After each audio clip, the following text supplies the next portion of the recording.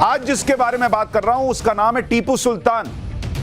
टीपू सुल्तान के बारे में जो हुआ आपको सुनना चाहिए। टीपू सुल्तान 18वीं सदी में कर्नाटक के मैसूर राज्य का शासक था। बहुत सारे लोगों ने नहीं देखा होगा, हम लोग जब बचपन थे टीपू सुल्तान सीरियल आता था। इतिहास की किताबों में टीपू सुल्तान को शेरे मैसूर बताया गया।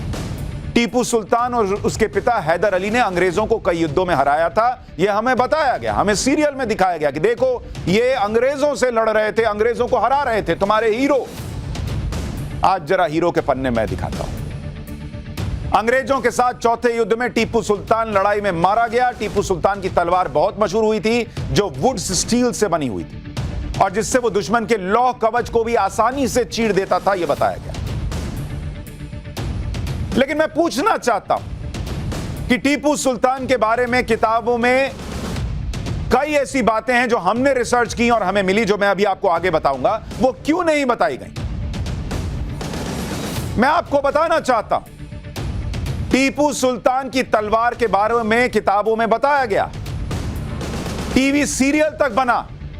यह बताया जाता है कि टीपू सुल्तान की तलवार के हैंडल पर कुरान की आयतें भी लिखी हुई थी। लेकिन यह नहीं बताया जाता कि टीपू सुल्तान के तलवार के हैंडल पर जो लिखा था उसका मतलब क्या है। मैं आपको तस्वीर दिखाता हूं। यह टीपू सुल्तान के तलवार की जो तस्वीर है वो यहां डालिए।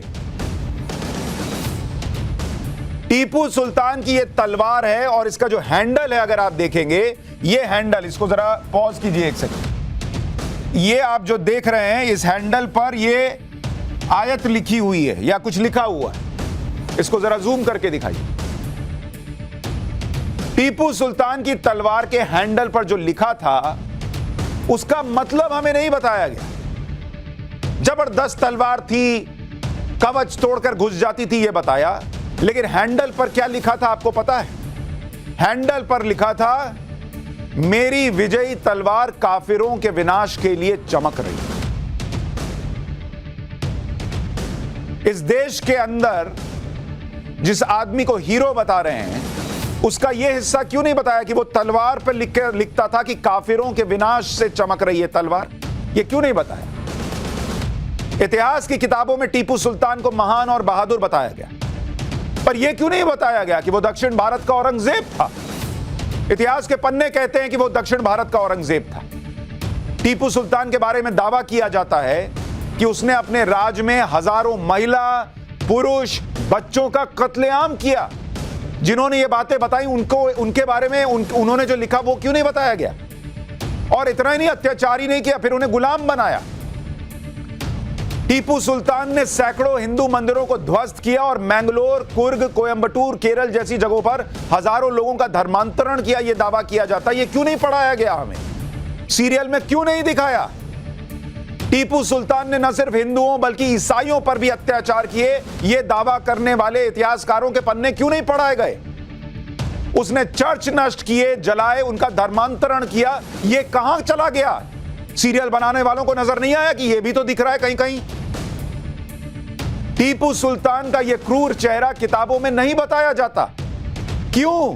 तभी तो प्रधानमंत्री कह रहे हैं कि साजिशन। इतिहास के पन्ने जो पढ़ाए गए हैं उसमें साजिश की बू आती है। टीपू सुल्तान ने 1788 में कर्नाटक के कोडागु यानी तब के कुर्ग पर हमला किया था। टीपू की सेना ने कोडागु में कई कस्बों और गांवों को तबाह कर दिया था। कुशालपुरा, ताल कावेरी और मदिकेरी गांव पूरी तरह से उजाड़ दिए थे। 40,000 हिंदुओं को जबरन मुसलमान बनाया।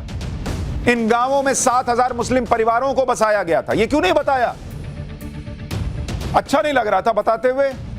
तो जब यह अच्छा नहीं लग रहा था बताते हुए, तो उसको हीरो बनाकर उसका सीरियल क्या बना के दिखा रहे थे भाई? इसी तरह से टीपू सुल्तान ने कालीकट के मालाबार में भी सेना भेजी थी। मालाबार में 7,000 ब्राह्मणों समेत कई हिंदू परिवार रहते थे।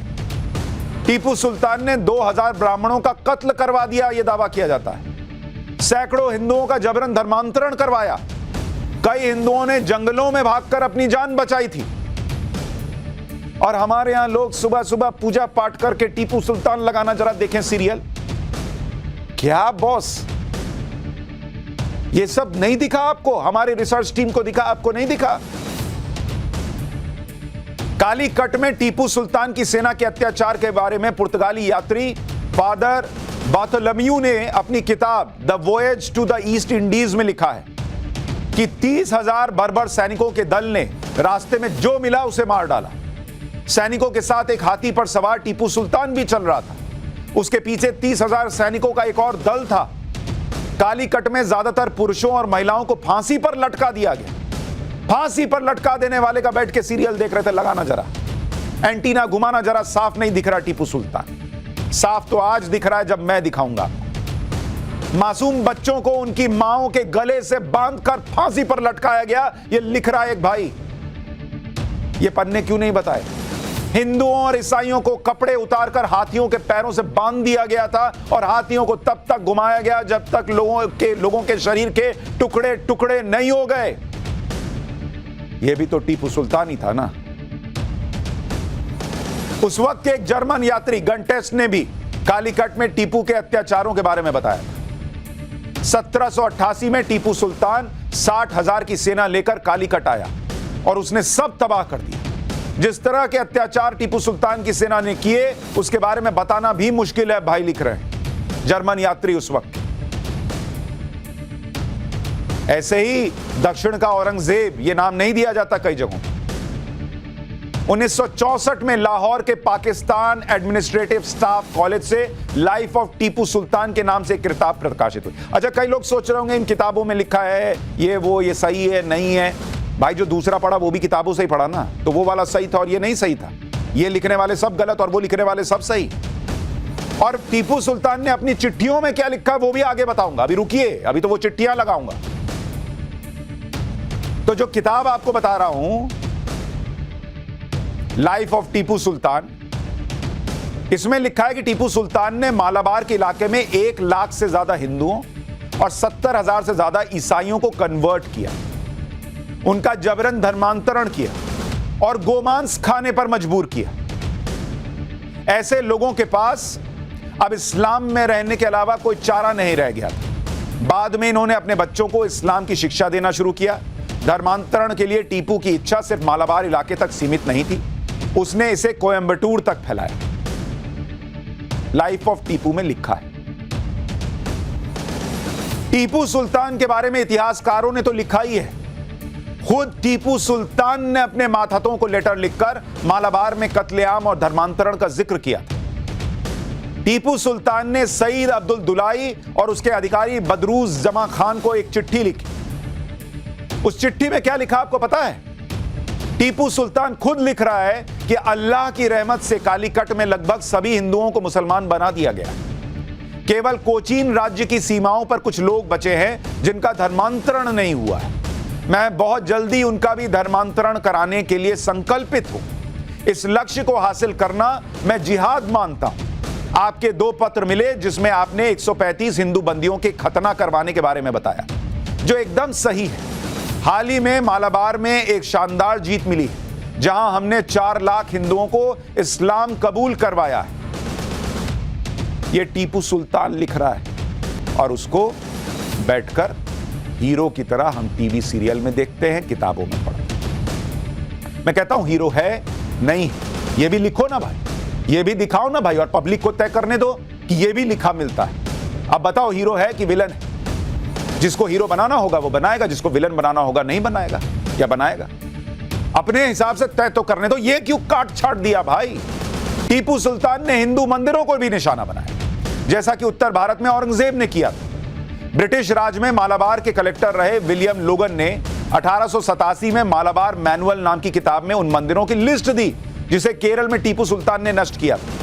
ब्रिटिश इतिहासकार बेंजामिन लेविस राइस के मैसूर गैजेटियर में बताया गया कि जब टीपू सुल्तान की मौत हुई तो इतने बड़े साम्राज्य में सिर्फ 2 हिंदू मंदिर थे जहां नियमित पूजा होती थी। ब्रिटिश काल के अफसरों और कई इतिहासकारों के मुताबिक टीपू सुल्तान ने करीब 8,000 मंदिरों को तोड़ा था। यह दावा किया जाता है 8,000 मंदिरों के तोड़े जाने का दावा। इतिहासकार रवि वर्मा के मुताबिक टीपू सुल्तान ने जिन मंदिरों को तोड़ा उसका जिक्र मालाबार गजेटियर में है। इनमें प्रमुख मंदिरों में तिरुनाव्या मंदिर जो पूरे भारत में ऋग्वेद की पढ़ाई का केंद्र था, उसको तोड़ दिया गया, यह कहा गया। नरसिम्हा मूर्ति मंदिर जिसे 4000 साल पुराना बताते हैं, उसके तोड़े जाने की बात। कोझिकोड का ताली महादेव मंदिर, कोझिकोड का तिरुवन्नूर शिवा मंदिर जैसे सैकड़ों मंदिर शामिल हैं। हालांकि कई इतिहासकारों और टीपू सुल्तान के समर्थकों का मानना है कि टीपू सुल्तान हिंदू विरोधी नहीं था। उसने तो मंदिरों को दान दिया था और मंदिरों का सुरक्षा करता था। जैसे जो आपको बताया गया, उसका रिवीजन कराता हूं। आपको बताया गया कि टीपू सुल्तान ने कर्नाटक के श्रृंगेरी मठ को मराठों के आक्रमण से बचाया था। श्रृंगेरी मठ के जीर्णोद्धार के लिए टीपू सुल्तान ने दान भी दिया था। टीपू सुल्तान ने अपनी राजधानी श्रीरंगपट्टनम के श्रीरंगनाथ मंदिर को भी चांदी का पात्र दान किया था। इसके अलावा नंजनगुड़ा में स्थापित नंजुंडेश्वरा मंदिर में मूर्ति स्थापित करवाई। लेकिन कई इतिहासकारों का मानना यह भी है कि टीपू सुल्तान ने कुछ मंदिरों के साथ जो दरियादिली दिखाई, वो उसकी रणनीति का हिस्सा था, क्योंकि टीपू सुल्तान अंग्रेजों के साथ तीसरे युद्ध में बहुत कमजोर पड़ गया था। उसके सामने मराठा निजाम और अंग्रेजों की चुनौती थी। हिंदू बहुल प्रजा को खुश करने और मराठा आक्रमण से खुद को बचाने के लिए टीपू सुल्तान ने इस तरह की नीति को बाद में अपनाया, ये कई इतिहासकार दावा करते। तो इस दावे को भी तो बताना था, क्योंकि ये वही टीपू सुल्तान है जिसके बारे में इतिहासकार के.एम. पणिक्कर ने लिखा है कि जब केरल के एक राजवंश चिराकल राजाओं ने एक मंदिर को ध्वस्त न करने के लिए टीपू सुल्तान को सोना और चांदी देने का ऑफर दिया, तो टीपू सुल्तान ने यह कहा कि तुम पूरी दुनिया भी मुझे दे दो तो मैं हिंदू मंदिर को ध्वस्त करने से खुद को नहीं रोकूंगा। पूरी दुनिया की दौलत दे दो तब भी हिंदू मंदिर को ध्वस्त करने से नहीं रोकूंगा, ये इतिहासकार लिख रहे हैं। और सिर्फ कुछ मंदिरों के लिए जो किया वो बताकर ये बता दिया गया कि अरे यहां हिंदू लेके चलता था भाई। और ये पिछला सारा जो बता रहे हैं, ये जो लिखा हुआ, ये क्या है? टीपू सुल्तान ने अपनी राजधानी श्रीरंगपट्टनम में एक जामा मस्जिद बनवाई थी। मस्जिद बनाने के लिए मंदिर को तोड़ा गया था। 1935 के आर्कियोलॉजिकल सर्वे की रिपोर्ट में इस बात का जिक्र है। इस रिपोर्ट में लिखा है कि टीपू सुल्तान ने आंजनेय मंदिर को तोड़कर उसकी जगह जामा मस्जिद बनाने का आदेश दिया, जिसके बाद आंजनेय मंदिर को तोड़ा गया और मंदिर में रखी देवी देवताओं की मूर्तियों को तोड़कर उससे जमीन को समतल किया गया। ये बातें सुनकर आपको याद आ रहा है जब मैं औरंगजेब का इतिहास बता रहा था तो क्या बातें आई थी? ऐसी चीजें सुनी थी आपने तब? औरंगजेब और टीपू सुल्तान का कनेक्ट जो लोग कहते हैं दक्षिण का औरंगजेब, समझ में आ रहा है। और उस जमीन पर जामा मस्जिद का निर्माण किया गया। इस मस्जिद में एक मदरसा संचालित होता है, जिसके बारे में 2004 में एएसआई का एक पत्र सामने आया था, जिसमें एएसआई ने मदरसे को अवैध कहा था। टीपू सुल्तान के अत्याचार सिर्फ हिंदुओं तक सीमित नहीं थे। टीपू सुल्तान ने ईसाइयों का भी जबरन धर्मांतरण करवाया और कई चर्च भी तोड़े। 1820 से 1827 तक मद्रास के गवर्नर रहे मेजर जनरल थॉमस मुनरो ने लिखा कि टीपू सुल्तान ने कर्नाटक में 27 कैथोलिक चर्च गिराने का आदेश दिया। मैंगलोर में 60,000 ईसाइयों को गिरफ्तार कर लिया था। इन सभी को मैंगलोर से श्रीरंगपट्टनम ले जाया गया। इस दौरान 20,000 ईसाइयों की मौत हो गई। 30,000 ईसाइयों को जबरन धर्मांतरण से मुस्लिम बनाया था और सैकड़ों की हत्या की थी।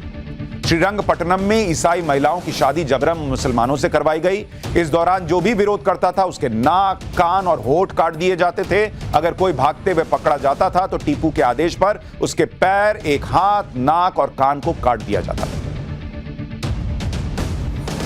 1799 में चौथे एंग्लो मैसूर युद्ध में टीपू सुल्तान की मौत के बाद कर्नल विलियम किर्क पैट्रिक को फारसी में टीपू की हैंडराइटिंग में लिखे 2000 से ज्यादा लेटर मिले थे। इन चिट्ठियों में टीपू ने हिंदुओं को काफिर के तौर पर बताया था और अंग्रेजों को ईसाई बताया, जिसके सफाए और फिर धर्मांतरण की जरूरत टीपू ने बताई, जिससे भारत में इस्लामिक राज को स्थापित किया गया। 1782 में राज संभालते ही टीपू ने सबसे पहला काम किया था कि उसने शहरों और कस्बों का हिंदू नाम बदलकर इस्लामिक नाम रखना शुरू किया। जैसे मैसूर को नजरबाद किया, मैंगलोर को जलालाबाद किया, कोझिकोड को इस्लामाबाद का नाम दे दिया। टीपू ने सरकारी कामकाज की भाषा कन्नड़ और मराठी से फारसी कर दी। टीपू सुल्तान ने इस्लामिक नियमों के हिसाब से कैलेंडर बनाए। वजन और दूरी मापने के पैमाने भी इस्लामिक आधार पर कर दिए गए थे। लेखक M.H. गोपाल ने अपनी किताब Tipu Sultan's Mysore an economic study में लिखा है कि टीपू ने सेना और प्रशासन के अहम पदों पर ज्यादातर मुसलमानों को रखा। मुसलमानों को टैक्स नहीं देना पड़ता था। इस्लाम धर्म अपनाने वालों को टैक्स देने से छूट मिल जाती थी। क्यों नहीं बताया यह सब? इस देश के लाखों करोड़ों हिंदू आराम से उठकर सुबह पूजा पाठ करके इस आदमी का सीरियल देखते हैं। कितने लोग इसकी किताबें पढ़ते हैं, इस किताबों में इसके बारे में पढ़ते हैं। मैं सिर्फ इतना पूछना चाहता हूं कि अगर इस देश में हिस्ट्री सही ढंग से लिखी गई है तो ये बातें जो लिखी गई हैं, जिन इतिहासकारों ने लिखी हैं, टीपू सुल्तान की चिट्ठियों का जो जिक्र है, वो कहां चला गया? सोचिएगा, पूछिएगा। और इसलिए कहता हूं, पाठशाला में हिस्ट्री ठीक से पढ़ाने का कार्यक्रम कर रहे हैं। जो छुपाया गया वो भी बता रहे हैं, जो मिटाया गया वो भी ला रहे हैं। इसलिए पढ़िए भी, देखिए भी और दिखाइए भी।